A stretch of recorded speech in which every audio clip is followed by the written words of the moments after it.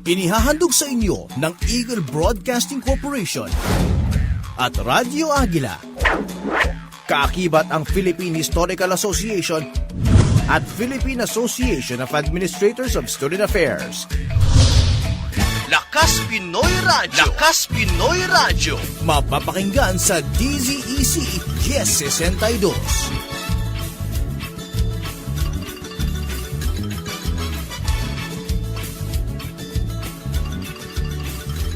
Magandang hapon po sa inyong lahat. Magandang hapon po sa mga nakikinig nating mga nanay, mga tatay, mga estudyante, mga kabataan. Magandang hapon sa ating mga motorista, lalong-lalo na ho yung nasa traffic ngayon. Magandang hapon po sa inyong lahat. At syempre, magandang hapon sa mga OFWs.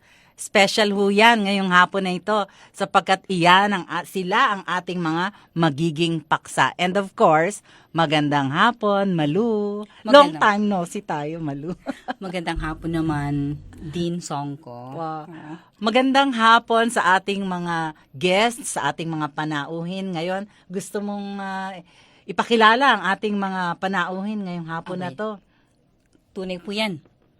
Dean Songko. Pero, una sa lahat, gusto kong bumati ng magandang hapon sa lahat ng mga nakikinig. Ako po ay nagagalak na mayroon kaming guest sa araw na to. 2 OFWs. Una po, si Engineer Alan Paulis at saka si Miss Amanda. Amalia. Oo. Maari po ba, Engineer Alan Paulis, na introduce niyo ang sarili niyo? Magbumati sa ating... Bumati rin sa ating mga nakikinig. Okay po. Una-una sa lahat, magandang hapon po, Dr.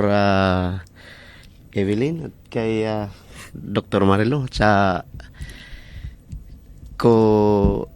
guest ko, si Amalia. Si Nina. Nina. Sorry, Yes. Nina pala, Amalia. Ako po si Engineer Alan Paulis. Nagatrabaho sa Kingdom of Saudi Arabia as client inspector sa Saudi Aramco Company. Pinaka po ako doon, consultant sa site. Okay, ang galing Sa naman sa Aramco. Napakalaking kumpanya ho niyan, ano? Very familiar. Marami yung Filipinos doon. Opo. Yun yung pinakamalaking, kumbaga, yun yung bumubuhay yata sa Saudi Arabia na company. Yes.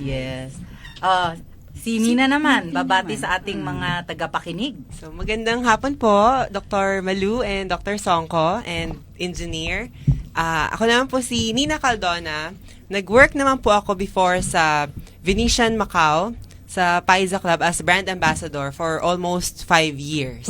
So, ang ganda naman, brand ambassador. Opo. Ang ginagawa ng brand ambassador? Ako po yung nag-represent nung VIP club. So, yung Wow, lahat ng mga fantastic. VIPs namin, ako yung nag-aalaga, yung mga in-house executives, Uh-huh. mga from US, pupunta doon, iba't ibang countries, yon. Kami po yung in charge sa kanila. So, Napakaganda ng workplace mo, no? Describe mo Opo. naman sa ating mga nakikinig yung maganda mong workplace doon at kung marami bang Filipinos na makikita. yes, actually super dami pong Filipinos kasi para siyang Las Vegas of Asia, 'di ba?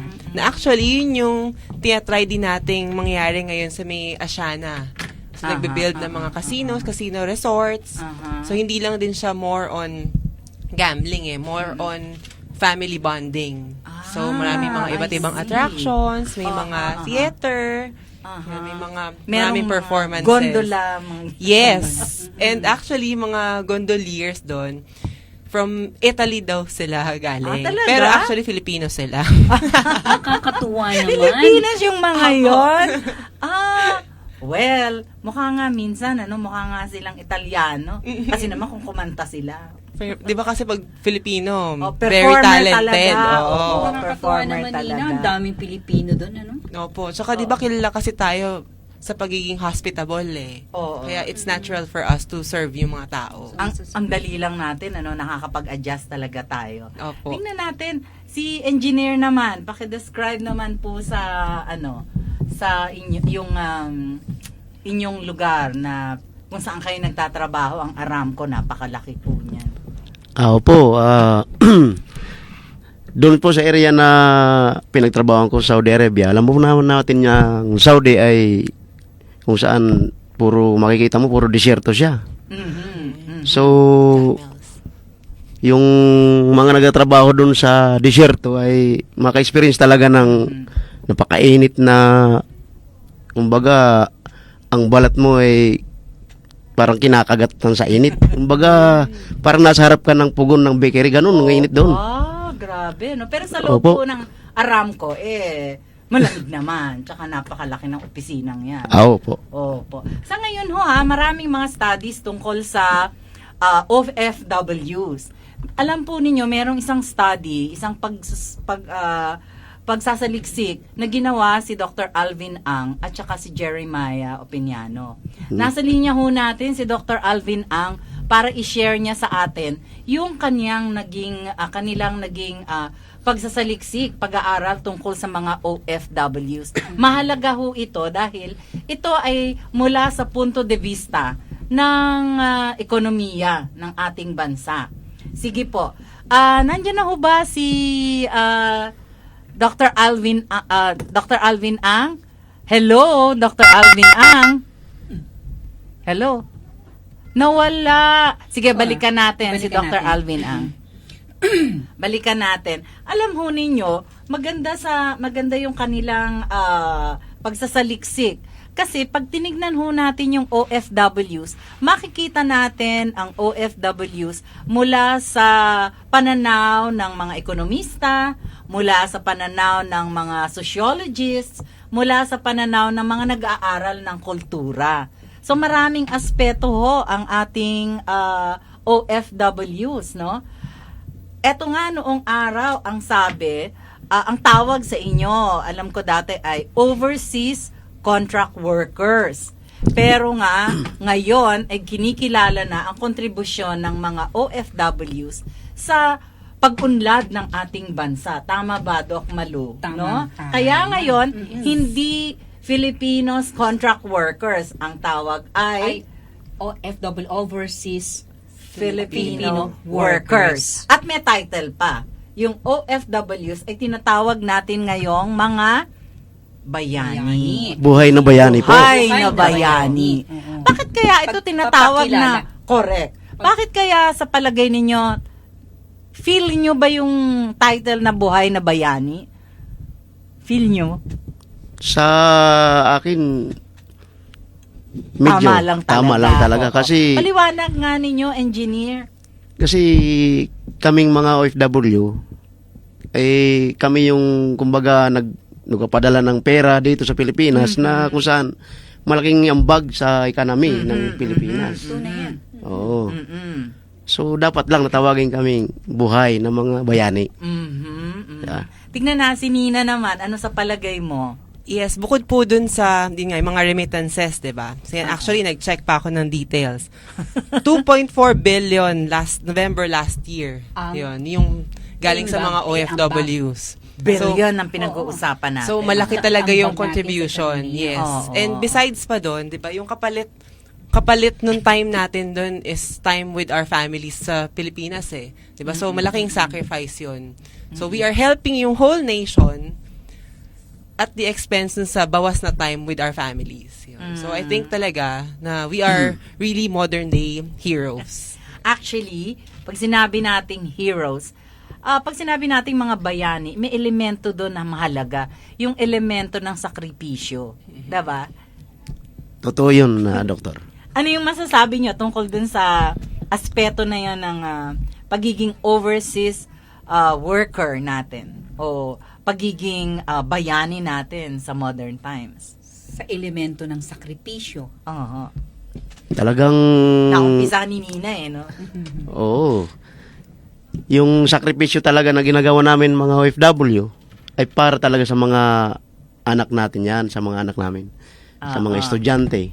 Kaya nga napunta kami doon para sa kinabukasan nila. Oo. Habang sila'y Pag-usapan nag-aaral. natin yan yung inyong sakripisyo. babalikan natin. Kasi andyan na daw si Dr. Alvin. Hello, Dr. Alvin Ang. Hello, magandang hapon po. Ay, nakakatuwa naman. Nagkaroon ka ng pagkakataon upang kami ay makausap kahit na over the phone lang. Magandang hapon sa'yo. Magandang hapon, Oo. Sir Alvin. Magandang hapon sa inyo din lahat. Dr. Alvin Ang, pwede nyo bang batiin ang ating mga tagapakinig? Tayo po ay napapakinggan hanggang abroad, ha? Opo, na lahat po ng nakikinig po sa programang ito, magandang hapon po sa Pilipinas po, ay hapon ngayon. Oo nga, sorry.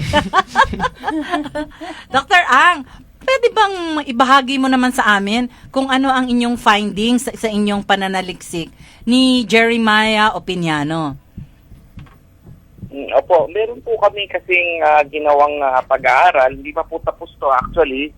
Ito po ay paikot sa buong Pilipinas hanggat may nagbibigay sa amin ng pondo para manaliksik. Nag-umpisa po kami ng 2011. Wow, tagal na pala. Nag-umpisa po kami manaliksik sa lugar ng Bohol at ng Bicol. Inaalam po kasi namin, alam po natin, ang dami na pong mga nag-OFW mulat noon pa hanggang ngayon. Sa pangkalahatan, mga 40 taon na. Pero bakit marami sa mga nag-OFW, hindi, gumanda ang buhay, pero after yung iba umuwi na rito, balik uli sa dati, back to zero na naman, na bakit hirap mag-ipon, bakit hirap mag-invest, at higit sa lahat, parang parang lumipat lang ng trabaho na mas malaking sweldo, pagbalik dito ay ganun pa rin. So, yung tanong namin, ano ba kaya ang problema?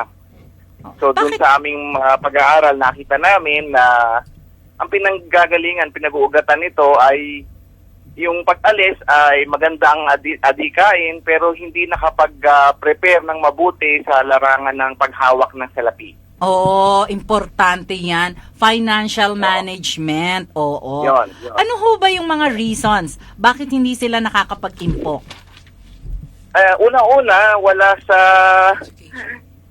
sa kulturang Pilipino ang pag-impok. So, pangkalahatan po yan, hindi pera ang iniipon natin, gamit.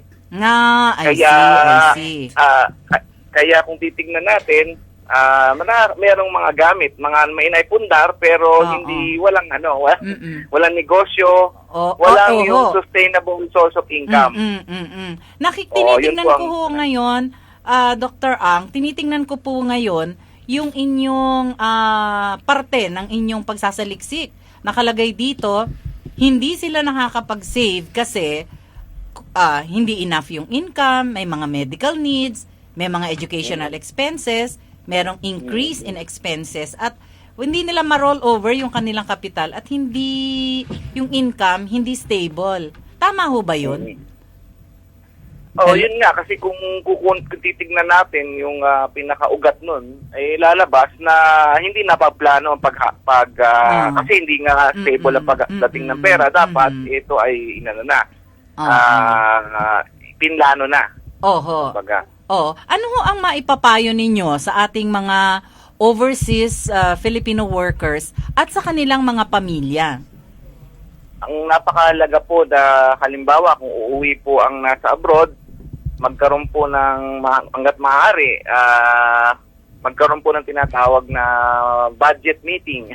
Kung ang opisina nagkakaroon ng budget meeting, ang gobyerno may budget meeting, dapat din po. Kasi ano ba ang objective sa pag-alis sa abroad? Hanggang kailan ba? Kasi kailangan po yun ay plano rin. Halimbawa, ako mag-abroad ngayon kasi mababa ang kita dito upang makapagtapos sa mga bata. Dapat pag nakapagtapos sa mga bata, hindi ang objective lang makapagtapos sa mga anak. Dapat may naipon din for retirement, may naipon din na maliit na negosyo o kung ano man ang gusto pang gawin dito sa Pilipinas. So, dapat pinaplano po yun. Ako po ang advice ko palagi sa mga naging kuro-kuro na ganito, ang sinasabi ko po, napakahalaga na mag-budget. Pero mali po ang tinuturo sa ating pagbabudget eh. Ang budget po na tuturo sa atin, maglista ka, ito yung mga gastusin mo. Pero para sa akin po, dapat muna i-monitor mo muna anong pinagkakagastusan mo. Kapag ka malinaw, halimbawa sa loob ng isang buwan, ito pala mga pinagkakagastusan, ay ito hindi pala kailangan, ito pala ay kailangan. Tsaka palang gumawa ng magandang budget. I see. Dr. Ang, ano naman po ang inyong rekomendasyon sa ating pamahalaan tungkol sa ating mga overseas Filipino workers or sa mga organizations or associations na may interest sa OFWs? Oo, nasabi na po namin sa kanila na at napakinggan na rin po nila itong nakita na po nila ang resulta na aming pananaliksik. Ang payo po namin sa kanila ay paigtingin pa yung tinatawag na financial education. Kasi hindi po yan ay tuturo sa school eh. So therefore, kung aabulin mo yung maa-abroad na, dapat bago umalis, siguraduhin na hindi isang araw na seminar, isang oras na seminar, isang araw na seminar. Kailangan po yung pamilya ay turuan bago umalis pa ang OFW. Hindi siya kasi ang ginagawa po ng ating, meron po tayo niyan sa tinatawag na PIDOS. Pero ito ay isang oras lang na pag mag-ipon ka, gano'n. Hindi po orientation, kumbaga. Orientation lang. Siyempre yung OFW, yung isip nun malayo na eh. At yung kanyang mga pamilya naman, yung mga pamilya naman gusto okay sa magpadala ka na. So dapat yun ay pinagbibigyan na malaking pansin. Kasi yan po ang reason, yan ang pinaka-reason ba't umalis eh. Correct. Financial eh. So dapat malaki ang pinaggagalingan ng financial. Maraming ginugugol na panahon na siguraduhin ng hindi masasayang yung time investment ng pamilya, yung paghihiwalay. Maraming cost po yan, hindi lang pera ang cost yan eh. So yun po dapat binibigyan ng maraming pansin. Correct, okay. Meron kang tanong, Malu? So, sa makatuwid, Doc, ang Opo. kailangan natin ang talagang tamang awareness sa mga OFW sa tamang pag-impok. Tama po ba yon? Hindi naman po tama lang pag-iimpok, kundi talagang awareness, no? Financial awareness sa maraming bahay kasi hindi naman natin maiwasan gumastos eh. Pero kung aware na ito ay napaghandaan ko, ito ay mahalaga sa pamilya ko, ito ay mahalaga sa... Kumbaga, ang konteksto ay hindi lang yung may magpapadala naman eh. Kailangan mawala yung ganung mindset, no? Na yung nagpapadala, gagastos din yun at uuwi at maghahanap din ng kanyang pinag-ipunan. Nako, maraming salamat, Dr. Alvin Ang. Si Dr. Ang po ay isang ekonomista. Siya po ay professor sa Ateneo de Manila University. At galing din po siya sa University of Santo Tomas. Siya po ay isang eksperto sa economics. Kaya iyan po ang kanyang study. Kasama po niya dyan si Jeremiah Opiniano. Maraming salamat po muli, Dr. Ang. Maraming salamat po. Mabuhay po kayo. God bless po. Mabuhay ka. Mabuhay ka na. Okay. So, balik tayo sa ating pag-uusap. Mag-agree po ba kayo dun sa mga sinabi ni Dr. Ang? Tama po yun, Doc. Yung mga na-discuss. Talagang, yun ang reality talaga. Talagang yun ang... Ano po, sa inyo pong experience sa pakikihalubilo ninyo sa mga iba pang OFWs sa Saudi Arabia? O di natin nasabi kung tama sinabi mo na kanina na sa Saudi, ano? Sa inyo pong pakikihalubilo sa ating mga kasamahan, sa ating mga kababayan sa Saudi Arabia, ito ho ba ay merong basehan sa realidad? Opo, talagang kaming mga OFW sa Saudi Arabia, no? Pag oras na ng swelduhan, ay malapit na yung sahuran. Mga kwentong barbero kumbaga, nag-text na si Mrs. I love you, panay ang I love you. Alam ko na yan kasi magsusildo na tayo. Pagkatapos naman ng sahod, wala ng text, wala ng ano. Parang yung nangyayari routine. I see. Ito. Si Nida. Nina, sorry.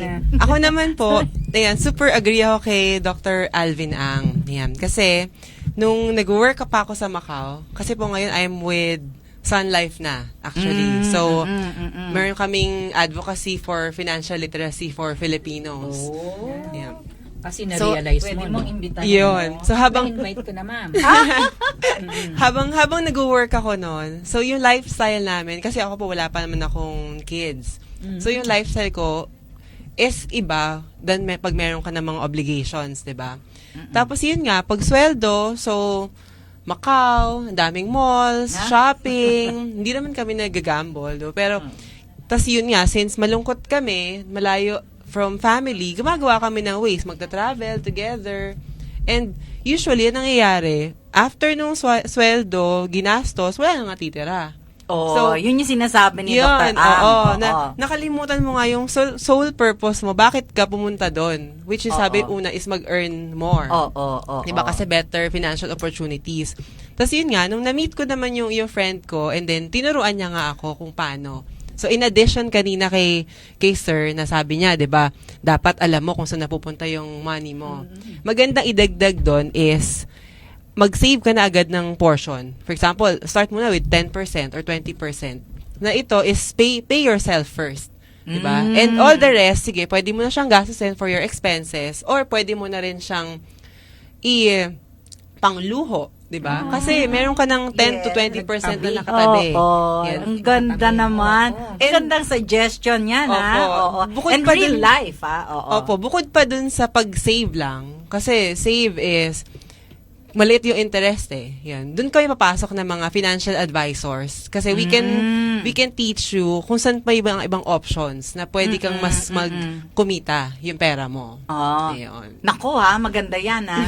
Siguro sa susunod natin na mga Sige talakayan, po. financial advisors.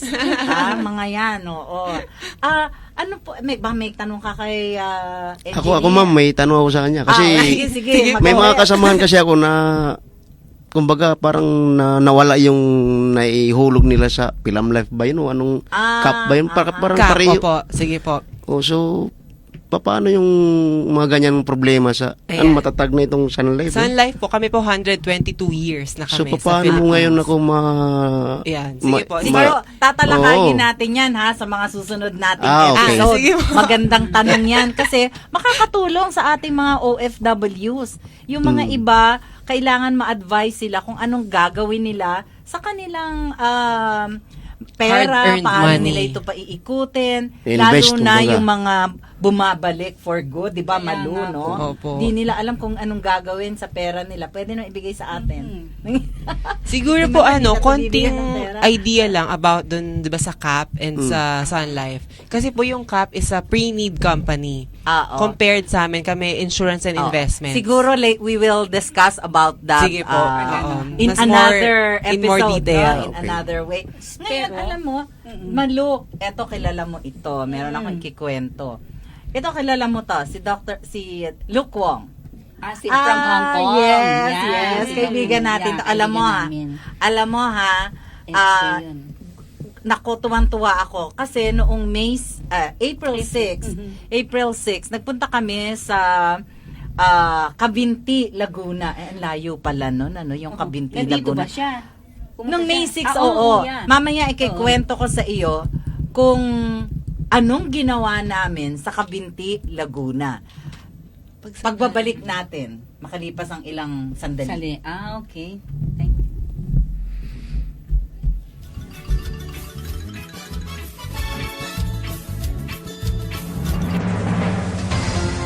EBC Eagle Broadcasting Corporation. Ito ang Radyo Agila. Ikaw ba isang OFW na may katanungan tungkol sa mga benepisyong dapat makuha sa OWA, PhilHealth, SSS, Pag-ibig Fund at NRCO? Tumawag lamang o mag-text sa 0926-617-8082 o makinig tuwing Sabado alas 8 hanggang alas 9 ng gabi dito lamang sa Radyo Agila. Gabay ng OFW International with Tita Lou Medina. Oy, May, kumusta ka na? Nagtatrabaho ka ba o may business ka na? Hi, Mylene! Alam mo, gusto ko talaga mag-business. Kasi hindi ko alam kung paano ako magsisimula eh. Madali lang yan. Punta ka lang sa DTI. DTI? Sabi ng mga kaibigan ko, sa SEC ako magpunta eh. Sa DTI. Ayan, tamo, nagbubuluhan na tuloy ako. Eh, kung samahan mo kaya ako, magtanong-tanong tayo kung paano ka talaga. Buti pa, samahan kita at magtanong tayo kung paano. We Mean Business. Samahan sina Mylene Rivera at May Villa We Mean Business. Tuwing linggo, alas 8 ng umaga, dito lang sa Radyo Agila.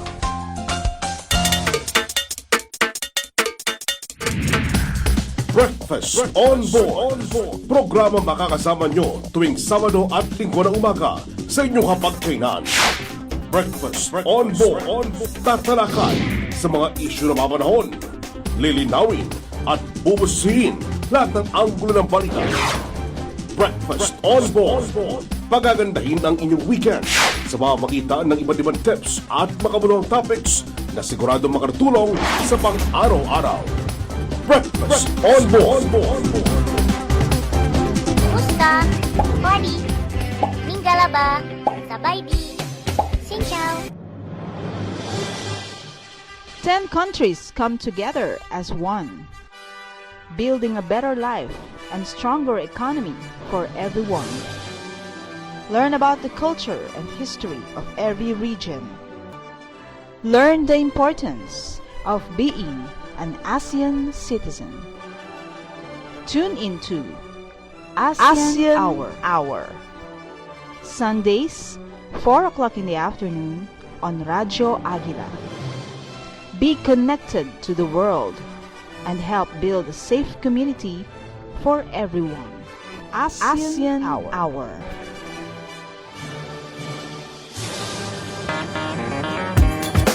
Mahilig ka bang mamili ng mura pero dekalidad na mga produkto? Alam mo ba ang mga karapatan mo bilang mamimili? Magaling ka bang mag-budget? Lahat ng yan sa Shopper Stock. Dito lang sa Radyo Agila.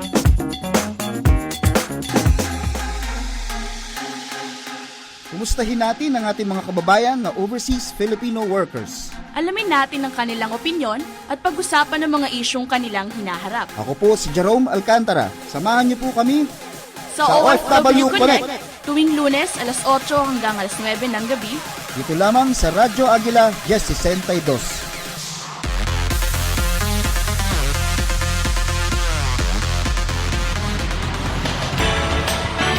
Para ligtas ang pagbibiyahe sa daan, tiyaking nasa kondisyon ang inyong sasakyan. Dapat may sapat itong tubig, gasolina at langis. Maayos ang brake at tama ang hangin sa mga gulong. Tiyaking kumpleto ang toolbox. Isang paalaala para sa maayos na paglalakbay mula sa Radyo Agila.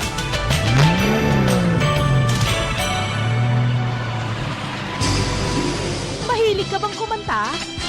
Handa mo bang iparinig ito sa iba? Ano pang hinihintay mo? Kantahan na! Kantahan na tuwing linggo ng tanghali dito sa Radyo Agila. Kantahan na!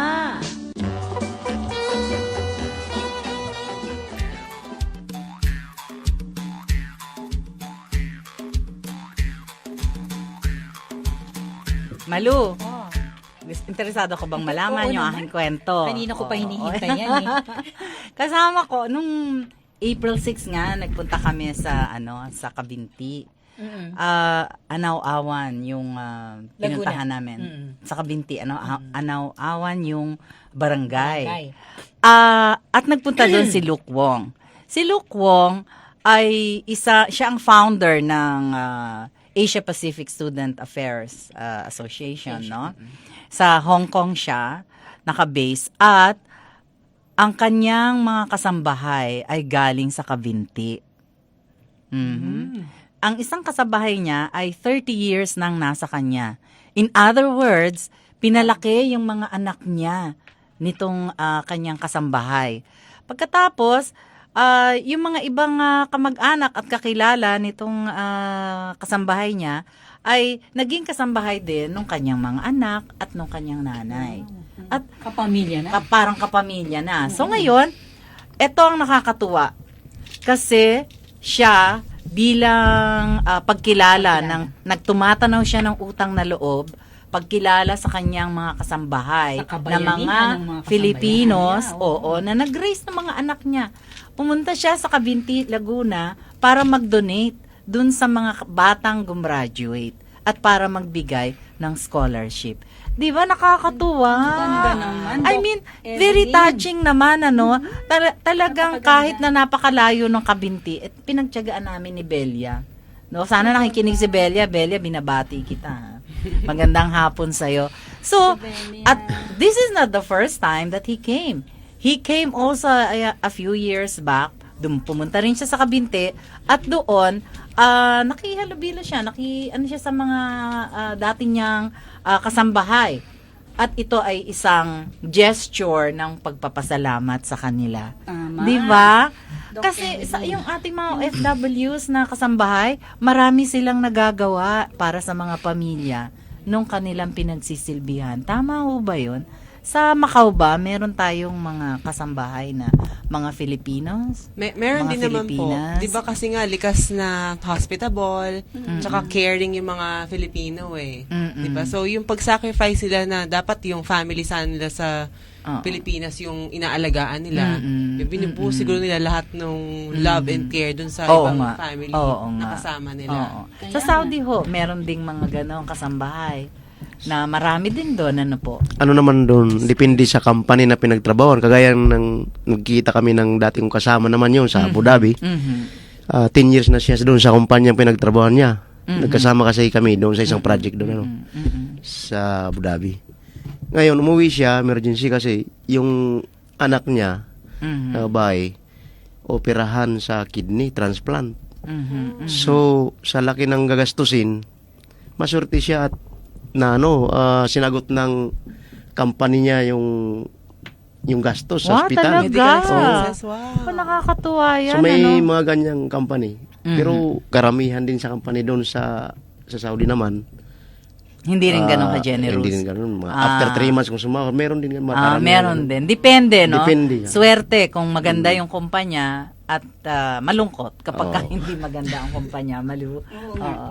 Oo. Ay, Doc Evelyn, doon sa kinento nyo kay nakakatuwa yun, isang ano din yun yung gesture na sinasabi mo, isang pagtanaw, kasi nabanggit natin kanina, ang ating mga OFW ay isang bayani.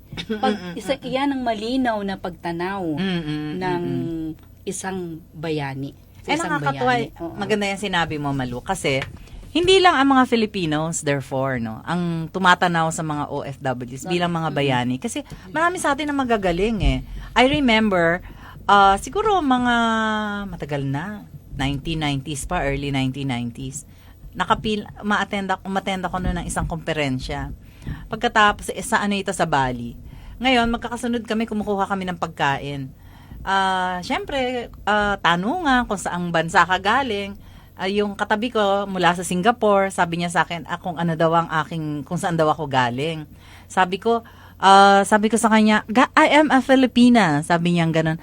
Sabi ko. Tapos sabi niya, you are from the Philippines. You know, my maid is from the Philippines. She is Filipina. He said. Sabi ko, she must be very good. Sabi ko sa kanya. Tapos sagot niya sa akin, oh yes, she is very good.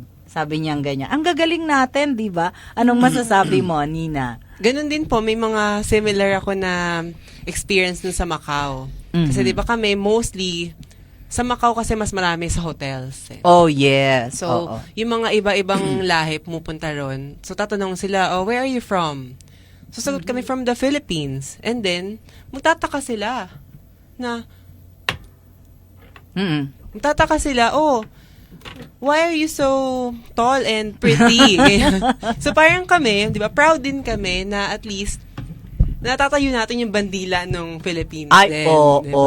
Totoo. Ito yung nag-represent ng VIP club is a Filipina. A tall, beautiful Filipina. Yes. Di ba? Thank you. Sa Saudi naman po ay magagaling din ang mga Filipinos, Totoo po yan, Doc, dahil doon sa pinagtatrabaho kong kumpanya, ganito yan, yung mga contractors na hawak namin, bago mag-proceed ng trabaho, kailangan may pa-approve sila na engineers to be interviewed by the client. So ako na yun mag-interview, ganun. Ngayon, ang pinipilit ko talaga na may pasok ng mga aplikante as inspectors under my department, mga Filipino engineers. Siyempre, Filipino ako. Ngayon, doon naman sa ibang discipline, mga mechanical engineers, iba rin naman ang humahawak kasi ako sibilaw Halimbawa, Indian engineers nandun na ka-level ko. Hindi na ibang lahi ang pinipick up nila. mga Filipino Filipinos engineers na na rin. rin. No? Kasi nga nakikita nila na ang ng level ng Pilipino doon ng mga Aha. nagatrabaho ay mataas kaysa sa ibang lahi. Magaling ang skills, ano po? O at saka may mga sense of, kumbaga, hindi na kailangan bigyan ng instruction ng mga, may mga initiative ba? Oo. Ganon. Mapunta tayo dun sa aspeto, sa social aspect of working abroad, no? Kasi sa ngayon, nakikita, minsan ang tatay ang nasa abroad, ang nanay ay nasa kasama sa pamilya dito sa Pilipinas, o ang nanay ang nasa abroad, ang tatay ay narito naman sa bansa. Minsan naman si nanay at si tatay parehong nasa abroad. Syempre meron po itong mga social or family effects. Gathering. Oo. Sa inyong eksperyensya, sa inyong pamilya, nakatulong po ba ang pagiging overseas worker ninyo? O paano ho ito naka-adjust, yung pamilya ninyo? Paano ho naka-adjust dito sa situation na ito? Sa pagpabalik-balik ko sa abroad, ganito yan. Nung una, talagang mahirap. Kasi mga bata, hindi ako kilala nung umuwi ako. 2 years ako umuwi. Pero ngayon, okay na. Medyo 6 months nang umuwi ko. So, ginagawa namin yan. Nakaprogram na. Kasi 2 weeks lang ako sa Pilipinas. Ganyan. So, lahat na araw, kaya walang sinasayang. Itong araw na ito, dito tayo, anong gagawin? Oo, tama. Nakaschedule na kagad. Oo. Kaya, kung ano ang activities tuwing Sunday, banding tayo, simbahan, ganun, routine. Ganyan, walang pasok kayo ganitong araw, doon tayo. Para iba kasi ang parang hindi close sa yung mga bata dahil hindi araw-araw kami nandito sa Pinas. Tama. So, yun ang kailangan, yung oras mo i-maximize sa kanila. Correct. Nakapagpag-graduate na ho ba kayo ng anak? Next year, graduating yung yung panganay ko dito sa Our Lady of Fatima University sa Lagro. Okay. Ano ho ang kurso niya? BS Pharmacy po. Hindi naman ho siya nahirapan na wala kayo sa piling nila. Okay naman. Nung bata pa yun, ayaw lumapit sa akin. Pero ngayon, medyo Okay na. So, sanay na sila na kayo. Sanay na lagi. Tsaka ngayon, pwede na ho kasing magkaroon ng tawag doon? FaceTime. Pwedeng mag-Viber kahit na kayo technology. Araw-araw, kahit na nga siguro yun oras-oras, tatawag kayo. Gawin ng nasa Pilipinas na pamilya. Kailangan i-close contact sa communication. That's true. Ang kalaban talaga ng mga nag-overseas, homesickness. Correct. Oo.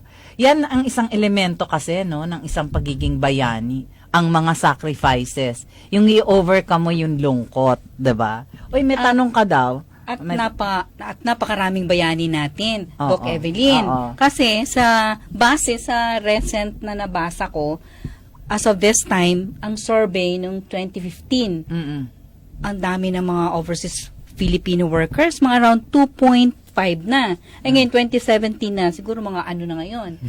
Mas marami pa. Mas marami pa ngayon. Oo. Dahil sa dami na yan, hindi naman kaila sa atin na meron din ginagawa ang gobyerno natin, di ba? So, meron tayong ahensya. POAA. Yung ahensya. Yung POAA, yung Philippine Overseas Employment Administration, di ba? Sa inyo pong palagay, meron ho bang naitutulong sa inyo ito? Kung meron, ano ang naitutulong nito? Parte ko, wala dahil wala pa naman kasong pero doon sa pinsan ko na minaltrato sa Saudi at talagang in-email ko yung embassy. Nakasisi lahat. Minaltrato siya ng anak ng amo niya kasi may diferensya sa pag-iisip. So, sa madaling sabi, umaksyon naman yung pati yung OWA. Dahil doon sa email ko, napauwi within 1 month. So, mga ganyang kaso siguro. Maganda nga, no? So, meron talaga namang ginagawa ang ating pamahalaan. Oo. Siyempre, merong... What about Nina? Yung iba pong kasama ko before, yung mga latter nang pumunta sa Macau, nagreklamo kasi ang higpit daw. Ang daming requirements. Pero tingin ko naman kasi, it's for our good na para i-prevent nga yung human trafficking na may pumupunta ng ibang bansa. Tapos, yun nga, pag hindi sila na-track ng POEA, so walang accountable pag may nangyari sa kanila. So, I think okay lang na mag-strict nga kasi nakakatulong naman yun for mga OFWs in the future. So, follow lang tayo sa mga requirements. Ano pa yung mga itutulong ng POEA, lalo na sa mga overseas Filipino workers na coming back for good? Doon siguro sa financial, Dok. Nagbibigay din ho sila ng financial aid. Mayroon naman natanggap yung pinsan ko. Parang binigyan siya ng maliit na kapital. Parang Ano yun, binabayaran? Parang hindi siguro, parang wala ng return na. I see. Parang binigay lang ng government yun. Hindi ko lang maano yung halaga, pero nakabili siya ng baboyan yata yung binili niya, parang ganun ba? Start ng business. Start siya ng business. Kamusta naman ho siya ngayon? Okay naman, naka-adjust na siya sa kanyang income dito kasi alam ko, nahihirapan yung mga ibang OFWs. Halimbawa, gusto na nilang mag-retire dito ngayon. Nahihirapan sila mag-adjust. Kasi nga, yung malaki yung sweldo nila dati, pagkatapos lumiliit. Yung balita ko, bumalik uli ng abroad, pero hindi na Saudi. Hindi. Ayaw na. Oo, Doc iba na. Evelyn, sa aking palagay, sa aking kaalaman, hindi lang naman ang overseas, ang POEA, ang may mga programa para sa mga ating mga OFW. Ang mga academic institutions, meron din silang intervention program. Yeah. Baka may ginagawa. Oo. Meron ba kayo? Oo. Sa amin, yung mga anak ng OFWs, may mga intervention programs ang aming guidance counseling para naman magabayan sila. Lalo na yung mga anak. Lalo na sa mga anak. Oo, yun. Ang mga anak ng mga OFWs, tama. Merong mga programang gano'n Yes, no? Actually, lahat yata halos ng mga eskwelahan, tinutulungan nila ang mga children of the OFWs, no? Apektado din kasi sila sa absence ng mga magulang eh. Pero marami din sa kanila ang nakikita ko na very strong ang kanilang personality so that they can really cope. Correct. Kung ano man yung mga challenges na yan. At saka marami sa kanila ang actually mga magagaling ang kanilang performance academically. At saka mga nagiging student leaders din sila. You know, merong isang study dati hindi ko ngayon matandaan kung sino ang nag-aral nito, pero sinasabi dun sa study na yon na ang mga anak ng OFWs, meron silang confidence. Kasi, syempre, meron silang means or resources para mabili nila kung ano yung mga kailangan nila, mga gadgets na gusto nila, yung mga kailangan nila sa eskwelahan, yun ang parang naging nakakaangat sila sa iba nilang kaklase. Oo, tama ho ba yun? Tama ba yun? Kaya nagbo-boost ng kanilang confidence. Yes. Oo. Pwede rin. Tapos I think mas more driven sila kasi goal nila pauwiin na yung parents diba? Na parang okay, daddy, mommy, ako naman. So gagalingan ko. That's one, diba? One factor yan. Isang factor yan. Magandang resulta sa kanila. Para in the end, yung oras pa rin mabalik sa family. Tama. Sana magkaroon tayo talaga ng mga programa at saka mga proyekto ng ating pamahalaan na kung saan ang ating mga mamamayan sa Pilipinas ay magkaroon ng trabaho o magkaroon ng pagkakataon na magkaroon ng skills, kakayahan na magkaroon ng home industry, magkaroon ng mga small scale businesses para nandito tayo sa ating bansa, sama-sama ang mga pamilya. Tsaka, in addition din, kunyari, kapag din nag-i-increase kasi yung sweldo natin, na nangyayari, nag-i-increase yung luho, yung lifestyle. So, dapat, mas mag-increase kung ano yung tiyatabi natin for the future. Diba? Para pagtagal, na-enjoy mo siya both. Yung ginagastos mo ngayon habang nag-work ka, tapos meron ka rin para sa kinabukasan. Para pag ayaw mo na mag-work, hindi mo kailangan umasa totally sa government para bigyan ka ng something to start with, di ba? Na pinlan mo siya on your own. Aha. Tama ba yun, engineer? Oo. Do you agree with Nina? Talagang agree ko sa ganun. Yung nga mga usap-usapan namin minsan doon, sa pag nandun natapos ng trabaho, sabi, Audrey, kung bigyan ka ng sweldo na ang sinasahod mo dito, 150,000. Kung ibigay sa iyo yung kalahati at doon ka sa Pilipinas magtatrabaho, payag ka ba? Oo naman, sabi. Siyempre, iba yun, ano? Oo, kasi Oo. kapiling natin yung pamilya natin. Hindi, kahit kalahati lang sa sweldo, pwede na tayo doon. Oo nga. Oo nga. Tama. Tama yun. May sabihin ka, Malu. Meron pa ba tayong oras para meron tayong oras, meron pa. 3 hours Marami pa tayo. Hindi pa mga 3 hours pa, oo. Nakakatuwa yan. Meron kang sabihin, Malu, meron kang point of kung view. maibahagi mo pa yung other struggles mo na maisi-share sa ating mga nakikinig. Okay. Mga challenges. Ang challenges talaga ng mga karamihan sa mga OFW ay mapatapos yung mga anak sa pag-aaral. So, Ilan ho ang anak ninyo? 3 babae po ang anak ko. Wow. Oo. So, yun talagang pinaka-target objective. Kumbaga. So, bilang isang OFW, para ma-break yung challenge na yan, kailangan yung target mo para sa kapanan ng mga bata, hindi rin dapat ibigay lahat ng lohon nila dahil ma-spoil kumbaga. Karamihan nangyari sa ganyan mga kasamahan ko na iba. Totoo yan. Bigay todo. Na-discarrel na yung anak nila dahil napasama na sa sobrang dami ng pinapadala, wala ng control. Wow. Dahil mga ganun ba? Oo. Kasi wala nga kami dyan. Oo. Saka, yung nanay, siyempre, yung anong hiningi, Yan, binigay kung lang. pagka malalaki talaga yung sweldo, no? Yung iba talaga Kailangan din, give na give. yung mga kasamahan ko nga, sabi, magkano pinadala mo? Di doon na sa gastos nila, pang hindi ko inuubos lahat, parang ganun ba? Ibigay mo lang yung sapat.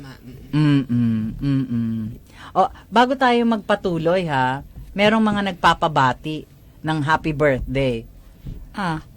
Happy birthday daw kay Hasmin Manuel. Happy birthday! Si Hasmin. Happy birthday, Manuel, Hasmin. Happy birthday, Hasmin. Ay, teka muna, baka makalimutan ko. Happy birthday! The beautiful girl. Happy birthday. Nandito pala siya. Ayan, si Hasmin. Happy birthday to you. Meron pa akong isang dalawang babatiin. Ayan.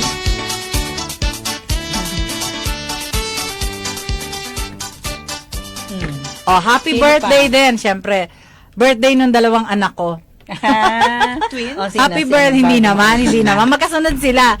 Si Charles Songko at saka si Charlotte Songko.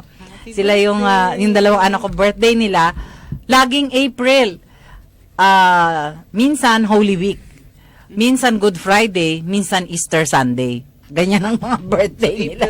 So, may mga pagkakataon naman na hindi sila nagbe-birthday dun sa week na yon. Kaya masaya kapag hindi yun ang kanilang birthday. So, happy birthday, Charles. Happy birthday, Charlotte. God bless. Meron ka saka meron akong i-announce. Meron akong i-announce. Gusto kong imbitahin ang lahat ng alumni ng UST College of Education. Meron tayong alumni homecoming this coming Saturday. That's April 29. Our assembly is at 4:30 in the afternoon at the Arch of the Centuries. Punta kayo, Marami tayong bibigyan ng recognition. Lalong-lalo na yung mga graduates ng 1991 and 1992. At saka yung mga taon na nag-i-end sa 6, sa 1, sa 2, at sa 7. Wow. You are the jubilarians. Ang dami nila nyon, Congratulations. Thank you so much. Sana wag tayong ulanin. Sana wag magkaroon ng thunderstorm. At sana nandun kayo para tayo ay happy. Diba? Happy. Yeah. Ngayon, isip ko lang, etong ating pagkakaroon ng mga OFWs, minsan sa klase ko, sinabi ko sa mga estudyante ko, pinag-uusapan namin, kasi pinag-uusapan namin yung population ng Pilipinas. Sabi namin, yung population ng mga Pilipinas, yung population rate ay tamang-tama na. Maganda na yung population rate. I think it's ayokong sabihin, baka magkamali ako. Basta, dun sa analysis namin, tinitingnan namin yung statistics, tama na ang population growth, yung population rate. Pero, parang sinasabi sa atin na talagang overpopulated tayo, lumalaki ang ating population at mabilis ang paglaki ng ating population. Sabi ko sa mga estudyante, huwag kayong matakot. Napakalaki ng mundo. Let us populate the world. Di ba may Pilipino kahit na saan? Pero ang sabi nga ng mga reports ay maraming mga Filipinos, ang destination nila for working, usually nandun sila sa Saudi Arabia, sa Taiwan, sa Hong Kong, sa Japan, sa Italy. Sa Europe, ang daming mga Filipinos, no? At yung mga pamilya nila, talagang isinasama na nila sa sa Europe, na may nakita kami noong kailan ba yon, sa France. Yung condominium daw nila puro Filipinos. O di ba? Nakakatuwa yun, ha? Sa France yun, ha? Yung condominium daw nila puro Filipinos. Marami sa kanila kasi mga nagsiserve sa mga families during daytime. At sila ay nasanay na sila ng ganon. At makita mo yung mga nakikita ko, like say sa Cavite before, yung isang area doon sa Naik, nung araw maliliit lang ang bahay doon. Pero makita mo maraming OFWs na nanggaling doon sa barangay. Ngayon ang kanilang bahay. Kitang improvement. Kita mo yung mga improvement. Hindi ko naman sinasabi na dapat ay walang magpunta, lagi nag-a-abroad, no? Hindi ko naman sinasabi. Pero sinasabi ko lang, malaki rin ang tulong sa atin ng mga OFWs at malaki ang tulong nito sa pag-unlad ng mga pamilya sa Pilipinas. Meron kayong mensahe sa ating mga tagapakinig. Nina, one line, kasi mukhang sinasabihan tayo, konti na lang ang oras. Ayun. Ako, for dun sa mga OFW ngayon and sa mga nagpa-plan din, since magkakaroon tayo ng better financial opportunity doon, dapat bago rin tayo umalis, alam natin kung ano yung talagang goal natin and alam natin i-handle yung finances natin. Kasi, di ba, minsan yung pera, maraming nangyayari dyan Pwede kang mapariwara, pero dapat gamitin natin siya in a good way. Yeah. So, mag-plan tayo mabuti. And if you want, you can talk to me rin, mga financial advisors for advice. Thank you, Nina. Thank you very much for coming. Yes, engineer? Isa lang ang may advice ko dun sa mga OFW din, katulad ko. Kasi mayroon din nagtatanong, ano lang ang sikreto mo? Bakit ka tumagal ng ganito at nakayanan mo? Sabi ko, ang nagturo din sa akin yan, yung nauna pa sa akin. Dasal lang, huwag kang makakalimot. Wow, tama ho yun, tama yan, magdasal. Yan ang pinakamahalaga. Isang kalakasan natin yan. Malu, meron kang sasabihin? Gusto ko lang sabihin na ang ating mga OFWs ang tunay na bayani. Ay, mga tunay na bayani. Maraming salamat, Thank Malu. you. So, maraming salamat sa ating mga tagapakinig. Ito po ay isang episode na kung saan ang ating mga binigyan natin ng focus ay ang ating mga bayani ngayon sa modern times natin. Mga bayani na nagbigay tulong sa kanilang pamilya, nagsasakripisyo para sa kanila, na nagsasakripisyo para sa mga kamag-anak, para sa mga kaibigan, nakakatulong din sila. At dahil dyan, sila ay nakatulong ng malaki sa ating bansa. Sila ay kasama sa Lakas Pinoy. Kasama sa Lakas Pinoy Radio. Lagi nating bibigyan ng pahalaga. Ito po si Evelyn Songko at si Malukaw. Nagpapaalam sa inyo at nag-aanyaya para makinig muli kayo sa Sabado. Magandang episode po muli ang ating tatalakayin. At mga paksa na mahalaga, magagandang kwento na merong kwenta.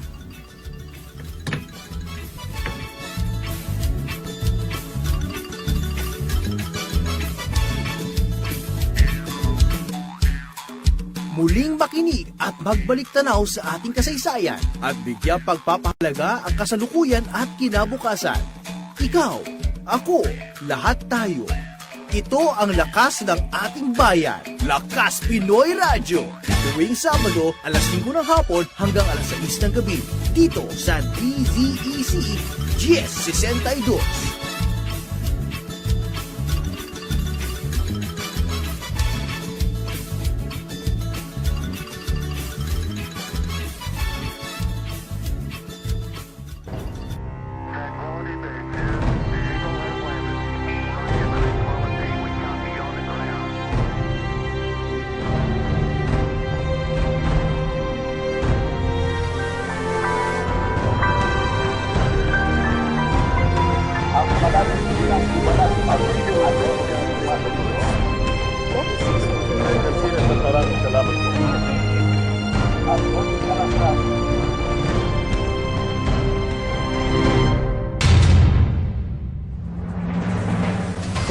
Years of excellence in broadcast communication. EBC, Eagle Broadcasting Corporation. Ito ang Radyo Agila. DCEC 1062 sa Mega Manila, WIN 1080 sa Northern Luzon, DCEL 1260 sa Southern Tagalog, DXED 1224 sa Southern Mindanao. Ito ang Radyo Agila. Isang puno, buong bansa.